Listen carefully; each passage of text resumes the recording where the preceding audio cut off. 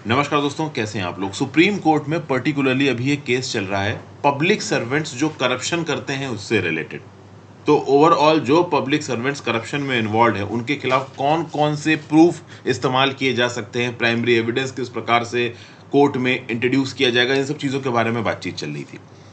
और ये बातचीत सुप्रीम कोर्ट में पहुंची कैसे, मैं आपको बता दूं। 5 जज की बेंच इस पर्टिकुलर मैटर को इस समय पे देख रही है। वो 5 जज कौन कौन से हैं? तो एक थे बीवी नागरत्ना जी, एक है जस्टिस अब्दुल नजीर, फिर B R Gavai, A S Bopanna, V Ramasubramanian, B Nagarathna. 5 जज की बेंच बनी है। क्यों? क्योंकि 2019 में, अच्छा अभी के केस का टाइटल है Neeraj Dutta versus state GNC TD. हुआ यह था कि 2019 में सुप्रीम कोर्ट की ही एक डिवीजन बेंच ने, जो कि 3 जज की बेंच थी, उसने मैटर लार्जर बेंच को रेफर किया था। किस बात को लेके प्रॉब्लम थी? तो देखिए, B Jayaraj versus state of Andhra Pradesh, P Satyanarayana Murthy versus district inspector of police, और state of Andhra Pradesh and another. इसमें जो 3 जज की डिवीजन बेंच बनी थी ना, ओवरऑल इस पर्टिकुलर डिवीजन बेंच को कुछ इश्यूज थे उन प्रोविजंस के साथ जो एक सुप्रीम कोर्ट की और 3 जज की बेंच ने पुटअप किए थे। कब?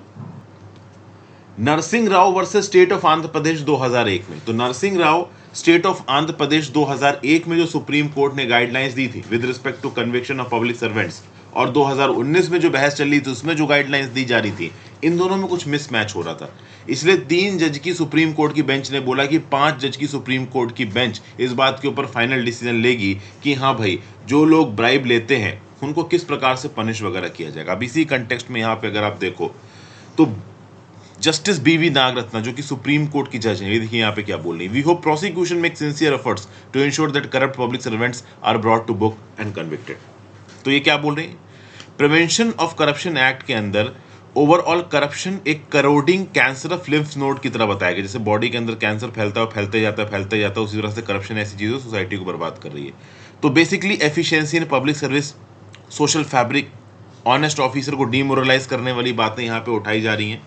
इसी कंटेक्स्ट में चूंकि करप्शन का एक बहुत ही ज़्यादा परवेजिव इम्पैक्ट है सोशल फैब्रिक के ऊपर, ओवरऑल हमारी पब्लिक सर्विसेज की एफिशिएंसी के ऊपर, इसीलिए 2 सेक्शंस के अंदर, एक है section 7 of the prevention of corruption Act, एक है section 13 clause 1 sub clause D 1 and 2 of the prevention of corruption Act. इन दोनों सेक्शंस के अंदर पब्लिक सर्वेंट्स को सजा सुनाई जाती है। ठीक है भाई। और कन्विक्शन के समय पे सुप्रीम कोर्ट ने बोला है कि भाई डायरेक्ट एविडेंस होना जरूरी नहीं है, प्राइमरी एविडेंस होना जरूरी नहीं है, सर्कमस्टेंशियल प्रूफ से बात बनेगी अगर प्रोसिक्यूशन ओवरऑल केस को प्रूव कर पाता है। कई बार क्या होता है कि जो इल्जाम लगाने वाला इंडिविजुअल है, जैसे कि फॉर एग्जांपल जो ब्राइब गिवर है, उसने पहले तो इल्जाम लगा दिया कि हाँ भाई मैंने घूस दी या मुझसे घूस मांगी गई, और बाद में ये ब्राइब गिवर मुकर गया किसी भी वजह से या इसकी डेथ हो जाती है, तो उस केसेस में जो केस है पब्लिक सर्वेंट के अगेंस्ट वो कमजोर पड़ जाएगा। सुप्रीम कोर्ट बोल रहा है कमजोर नहीं पड़ेगा। अगर prosecution on the basis of proper proof and fact overall case को पब्लिक सर्वेंट के अगेंस्ट प्रूव कर देता है तो ऐसे केस में पब्लिक सर्वेंट को गिल्टी माना जाएगा।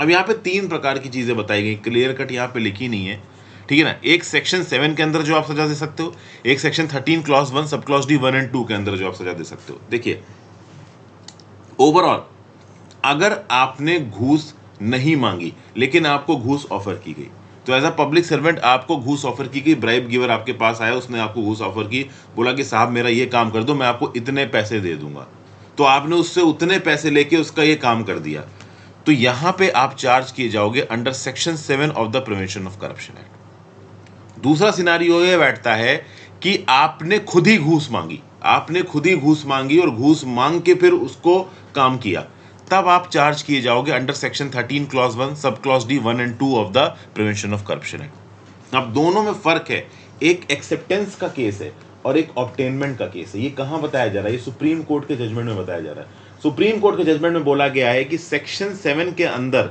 आप एक्सेप्टेंस के लिए चार्ज किए जाओगे, मतलब आपने खुद से घूस नहीं मांगी, किसी दूसरे ने आके आपको घूस ऑफर की और आपने घूस लेके काम किया, मतलब आपने ब्राइब का एक्सेप्टेंस किया, you are liable for prosecution under section 7 of the prevention of corruption act. दूसरा केस क्या उठा कि आपने घूस मांगी और घूस लेके आपने काम किया, तो यहां पे ऑब्टेनमेंट आता है।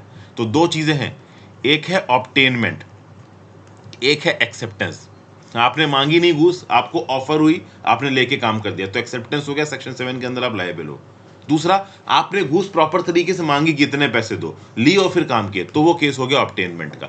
ऑब्टेनमेंट में आप रिस्पॉन्सिबल हो under section 13 clause 1 sub clause D 1 and 2, और एक्सेप्टेंस के केस में आप रिस्पॉन्सिबल हो अंडर सेक्शन 7। एक और चीज यहां पे बताई गई है, उन केसेस में जहां पे आपने अपना काम सही तरीके से किया, ध्यान से सुनिएगा, उन केसेस में जहां पे अपना काम सही तरीके से किया, आपने ओवरऑल आपने घूस नहीं मांगी, लेकिन आपने काम कर दिया और सामने वाला इंडिविजुअल अपने मर्जी से आपको पैसे दे गया कुछ, तो वहां पे आप सेक्शन 7 और सेक्शन 13 के अंदर लायबल नहीं माने जाओगे। वो चीज सही नहीं है, बट आप प्रॉपर करप्शन के लिए लायबल नहीं माने जाओगे। होता है ना कभी बैंक में कि भाई जो ब्रांच मैनेजर है उसने किसी बिजनेसमैन का 2 या 5 करोड़ का लोन करवा दिया, और ओवरऑल ब्रांच मैनेजर को वो अपने मन के मुताबिक 1 लाख 2 लाख या कुछ रुपए दे गया, ब्रांच मैनेजर ने मांगे नहीं, अपने आप से बिजनेसमैन दे गया, तो उस केस में सेक्शन 7 और सेक्शन 13 इन्वोक नहीं होगा। रीजन बीइंग, यहाँ पे ना पहले ऑफर हुए हैं, ना आपने खुद से मांगे हैं, आपने अपना काम सही तरीके से किया और सामने वाला पार्टी खुशी से दे गई है, तो ये है तो इमोरल।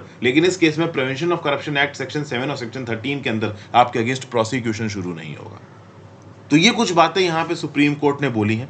3 केसेस मैंने आपको बता दिए हैं। एक, जहां पे आप मांग नहीं रहे हो, आपको ऑफर हो रहा है और आप ऑफर लेके काम कर रहे हो। दूसरा, जहां पे आपने मांगा और काम लेके काम किया, तो पहला था एक्सेप्टेंस, दूसरा था ऑब्टेनमेंट। तीसरा, जहां पे आपने काम सही तरीके से किया और सामने वाला खुशी से दे गया, तो तीसरी वाले केस को इमोरल जरूर बताया जा रहा है, लेकिन उसमें आपके अगेंस्ट प्रोसीडिंग्स नहीं इनिशिएट होंगी under section 7 and under section 13। तो ये लेटेस्ट सुप्रीम कोर्ट का जजमेंट है। सुप्रीम कोर्ट के जजमेंट का केस टाइटल है Neeraj Dutta versus state GCT&D। ठीक है, तो छोटी सी न्यूज़ थी, आज की न्यूज़ में कवर करनी थी, वैसे मैंने अलग से आपको बता दी। Thank you for watching friends, video को लाइक और शेयर कर दीजिएगा, इंस्टाग्राम फॉलो कर लीजिएगा, टेलीग्राम ग्रुप ज्वाइन कर लीजिएगा, ज़्यादा से ज़्यादा लोग साथ